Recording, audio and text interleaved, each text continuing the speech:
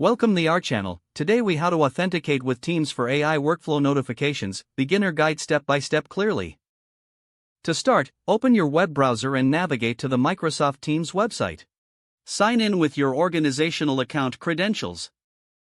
Once logged in, locate the Teams application on the left sidebar. Click on the Apps icon at the bottom of the sidebar. In the Apps section, search for Power Automate. Select the Power Automate app from the search results. Click on the Add button to install Power Automate into your Teams environment. Once added, open the Power Automate app within Teams. After the app loads, select Create from the left navigation menu. You will see various flow templates.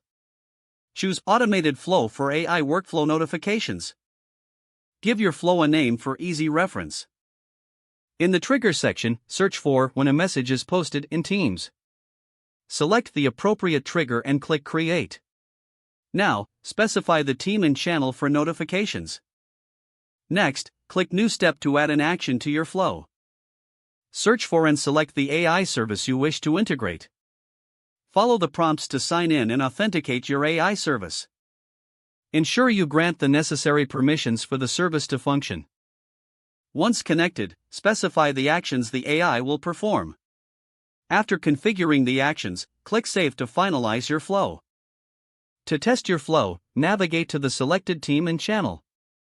Post a message to trigger the workflow. Verify that the AI service sends a notification back to the channel. Congratulations!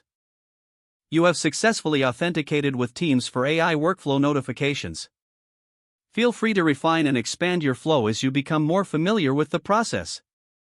If the page does not load, refresh the browser or try again in a private or incognito window. Make sure you are using the correct email address, then retype it carefully to avoid small typos. If your password is not accepted, use the reset option and create a new strong password you can remember. Don't forget to like this video and subscribe to our channel for more step-by-step tech guides.